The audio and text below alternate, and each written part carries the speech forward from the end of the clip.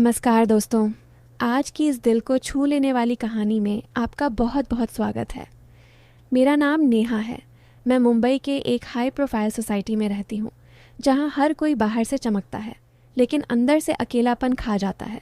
मैं देखने में ऐसी हूँ कि लोग एक बार देखकर फिर देखते रह जाते हैं। मेरी आंखें गहरी काली हैं, जैसे कोई रात छुपा हो।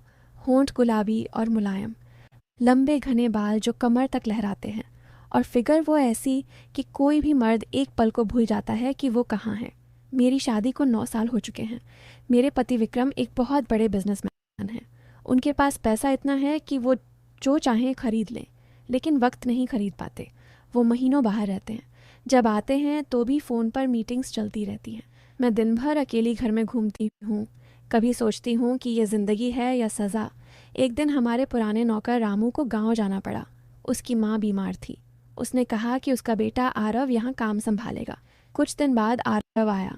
वो जवान था, लंबा कद, मजबूत कंधे, चौड़ी छाती और चेहरा ऐसा कि देखते ही दिल में कुछ हलचल हो जाए। वो शर्मीला था लेकिन काम में तेज। घर के सारे काम वो चुपचाप करता, सफाई, बर्तन, खाना बनाना, सब कुछ। मैंने देखा कि वो कितना मेहनती है और कितना साफ सुथरा रहता है। हमारे घर में कोई सख्ती नहीं थी, इसलिए वो यहाँ आराम से रहता था। एक शाम मैं ऑफिस से थकी हारी लौटी। नहीं, मैं घर पर ही थी, लेकिन बॉडी में अजीब सा दर्द था। जिम किया था, लेकिन ज़्यादा देर नहीं। मैंने आरव को बुलाया और कहा, आरव, आज बॉडी बहुत भारी लग रही है, क्या तुम मेरी थोड़ी मालिश कर दोगे? वो एकदम घबरा गया। बोला, मेम साहब, मैंने कभी ऐसा नहीं किया। मैंने हंसकर कहा, अरे बस पैर और कंधे थोड़े दबा दो, आराम मिल जाएगा। वो झिझकता हुआ आया, तेल की बोतल लेकर, और धीरे धीरे मेरे पैर दबाने लगा। उसकी उंगलियां गर्म थीं और छूने में ऐसा सुकून कि मैं आंखें बंद करके लेट गई। धीरे धीरे उसका हाथ मेरी पिंडलियों तक पहुंचा। मैंने कुछ नहीं कहा, बस हल्की सांस ली। वो रुक गया। मैंने आंख खोली और कहा, क्यों रुके हो आरव? काम जारी रखो। वो फिर शुरू हुआ, लेकिन अब उसके हाथों में एक अलग सा कंपन था। मैंने उसे हौसला दिया। बोला, बहुत अच्छे से कर रहे हो, ऐसे ही करो। समय बीतता गया। उसके हाथ धीरे धीरे मेरी जांघों के पास पहुंचे। मेरे मन में एक अजीब सी गर्माहट फैल गई। मैंने उसे और ऊपर जाने का इशारा नहीं किया, लेकिन रुकने भी नहीं कहा। वो धीरे धीरे मेरे कूल्हों के पास पहुंचा और फिर रुक गया। मैंने मुस्कुराकर कहा, डरो मत आरव, ये तो बस मालिश है। वो फिर आगे बढ़ा और अब उसके हाथ मेरे पेट के आसपास घूमने लगे। मैंने आंखें बंद कर लीं और उस एहसास में खो गई। 1 घंटा बीत चुका था। कमरे में सिर्फ हमारी सांसें थीं। फिर उसने बहुत धीमी आवाज़ में कहा, मेम साहब, आप सच में बहुत खूबसूरत हैं, जैसे कोई सपना हो। मैं मुस्कुराई और बोली, शुक्रिया आरव, तुम्हारा हाथ भी जादू करता है। फिर उसने और धीरे से कहा, क्या मैं आपको थोड़ा और करीब से महसूस कर सकता हूँ? मैं चौंक गई, लेकिन दिल की धड़कन तेज़ हो गई। बोली, आरव, ये क्या कह रहे हो? उसने आंखें झुका लीं और बोला, मेम साहब, बस एक बार प्लीज़। मैं कुछ नहीं करूँगा, सिर्फ देखना चाहता हूँ। दोस्तों, उसकी वो बात सुनकर मेरे अंदर तूफान उठ गया। मैं खुद को रोक नहीं पाई और मैंने हल्के से कहा, ठीक है, लेकिन सिर्फ देखना। उस पल में कमरा और गर्म हो गया। उसने धीरे से मेरी साड़ी का पल्लू सरकाया और मेरी कमर को देखा। उसकी आंखें चमक उठीं। वो बोला, मेम साहब, आप तो चांद की तरह हो। मैंने हंसकर कहा, बस करो अब। वो फिर मालिश करने लगा, लेकिन अब उसके हाथ और ज़्यादा कोमल थे और ज़्यादा गहरे। वो मेरे कंधों से शुरू करके धीरे धीरे नीचे आया और मेरे सीने के पास रुक गया। मैंने कुछ नहीं कहा, बस सांसें तेज़ हो गईं। वो धीरे से बोला, मेम साहब, आपकी सांसें सुनाई दे रही हैं। मैंने कहा, हाँ, क्योंकि तुम्हारा हाथ बहुत अच्छा है। फिर वो और पास आया और उसके होंठ मेरे कानों के पास आए। बोला, मेम साहब, मैं आपसे प्यार करने लगा हूँ। मैं चौंक गई, लेकिन मन में खुशी हुई। मैंने कहा, आरव, ये गलत है। वो बोला, प्यार में क्या गलत होता है? मैं चुप रही और उसने मुझे गले लगा लिया। उस पल में दुनिया रुक गई। हम दोनों एक दूसरे में खो गए। उस रात हमने बहुत कुछ महसूस किया, लेकिन कुछ भी ऐसा नहीं जो शब्दों में बयां हो सके। अगले दिन से हमारी मुलाकातें बढ़ गईं। कभी किचन में, कभी बालकनी में, कभी लिविंग रूम में।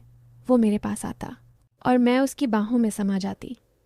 मैं जानती थी कि ये रिश्ता समाज नहीं मानेगा, लेकिन दिल को क्या समझाना। मैं विक्रम से बात करती, लेकिन मन कहीं और रहता। आरव मेरे लिए सब कुछ बन गया था। उसकी मुस्कान, उसकी बातें, उसका छूना, सब कुछ मुझे ज़िंदा महसूस कराता था। एक दिन मैंने उससे पूछा, आरव तुम्हारा सपना क्या है? उसने गहरी सांस ली और बोला, मेम साहब मैं पढ़ना चाहता हूँ, एक दिन अपना बिजनेस करना चाहता हूँ ताकि मेरी बहन की शादी अच्छे से हो सके और माँ को अच्छी दवाई मिले। मैंने उसकी आंखों में वो सपना देखा और उसे और करीब खींच लिया। हमारी बातें अब रातों तक चलने लगीं, कभी फ़ोन पर, कभी कमरे में। वो मुझे अपनी ज़िंदगी की कहानियाँ सुनाता, मैं उसे अपनी अकेलेपन की। मैंने उसे बताया कि विक्रम से प्यार था, लेकिन अब सिर्फ जिम्मेदारी बची है। वो बोला, मेम साहब मैं आपको कभी अकेला नहीं छोड़ूंगा। मैं रो पड़ी और उसे गले लगा लिया। धीरे धीरे हमारा रिश्ता गहरा होता गया। एक शाम विक्रम अचानक घर आ गए। मैं घबरा गई। आरव को छुपाया, लेकिन विक्रम को शक हो गया। उसने पूछा, घर में कोई और है क्या? मैंने झूठ बोला, नहीं। लेकिन वो मान नहीं रहा था। रात को वो सो गया। मैं आरव के पास गई और बोली, आज रुकना मत। वो बोला, मैं नहीं रुक सकता मेम साहब, आपकी सुरक्षा ज़रूरी है। लेकिन मैंने उसे रोक लिया। उस रात हमने बहुत डर के साथ समय बिताया, लेकिन प्यार में डर भी मीठा लगता है। अगले दिन विक्रम चले गए, फिर से ट्रिप पर। मैंने आरव से कहा, अब हम साथ रहेंगे। वो बोला, लेकिन क्या होगा, समाज क्या कहेगा? मैंने कहा, समाज से ज़्यादा मेरा दिल महत्वपूर्ण है। हमने फैसला किया कि धीरे धीरे प्लान बनाएंगे। आरव ने पढ़ाई शुरू की। मैंने उसे कोचिंग में डाल दिया। वो मेरे लिए सब कुछ कर रहा था और मैं उसके लिए एक नई ज़िंदगी जी रही थी। एक रात जब बारिश हो रही थी, बिजली चली गई। कमरा अंधेरा था, सिर्फ मोमबत्ती की रोशनी। मैंने आरव को बुलाया। वो आया और मेरे पास बैठ गया। मैंने कहा, आज कुछ अलग महसूस हो रहा है। वो बोला, क्या मेम साहब? मैंने कहा, तुम्हारे बिना अब जी नहीं सकता। वो मेरे करीब आया और उसके हाथ मेरे चेहरे पर रख दिए। उसने कहा, नेहा मैं तुम्हें हमेशा खुश रखूँगा। मैंने आंसू पोंछे और उसके होठ उसके होठों से मिल गए। वो किस इतना गहरा था कि सारी दुनिया भूल गई। हम दोनों एक दूसरे में खो गए। उस रात हमने प्यार की वो ऊंचाइयां छुईं जो शब्दों में नहीं बयां हो सकती। हमारा रिश्ता अब सिर्फ शारीरिक नहीं था, वो आत्मा का जुड़ाव था। मैं उसके लिए जीती थी, वो मेरे लिए सांस लेता था। लेकिन ज़िंदगी आसान नहीं थी। एक दिन विक्रम को सब पता चल गया।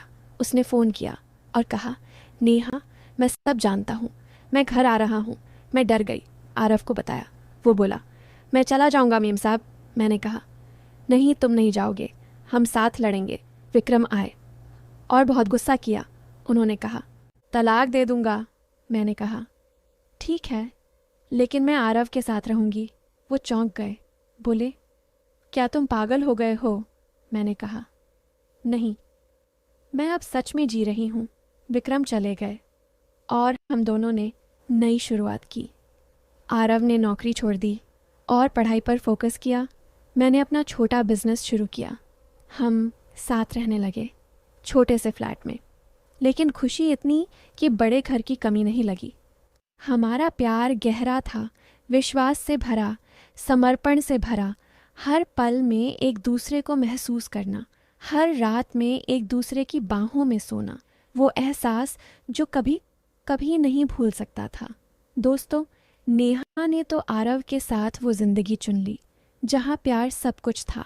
लेकिन क्या आप जानते हैं, उस रात जब विक्रम के जाने के बाद कमरे में सिर्फ हम दोनों थे, तब क्या क्या हुआ। जब आरव ने मेरी वो खूबसूरती देखी जिसे देखकर उसकी सांसें थम गईं और उसने मुझे वो तरीके से छुआ जिससे मेरी रूह कांप उठी। अगर आप वो गुप्त पल, वो अनकही बातें, वो तस्वीरें और कहानी का वो हिस्सा जानना चाहते हैं जो यहाँ शब्दों में पूरा नहीं बयां हो सकता, तो नीचे डिस्क्रिप्शन और पिन कमेंट में दिए गए लिंक पर अब भी क्लिक कर दो। वहाँ ढेर सारी ऐसी रोमांचक तस्वीरें और कहानी का वो हिस्सा मिलेगा जो आपके दिल की धड़कनें रोक देगा और रात भर नींद नहीं आएगी। जल्दी जाओ, लिंक खोलो, मज़ा आएगा इतना कि आप बार बार देखना चाहोगे। और हाँ, अगर ये कहानी आपके दिल को छू गई हो तो लाइक ज़रूर करना। कमेंट में बताना कि आपकी ज़िंदगी में ऐसा प्यार आया है या नहीं। और ऐसी ही दिल दहला देने वाली रोमांटिक कहानियों के लिए चैनल को अभी सब्सक्राइब कर लो। बेल आइकन दबाना मत भूलना, क्योंकि अगली कहानी और भी ख़तरनाक और दिल को छू लेने वाली होगी। इंतज़ार रहेगा। जल्दी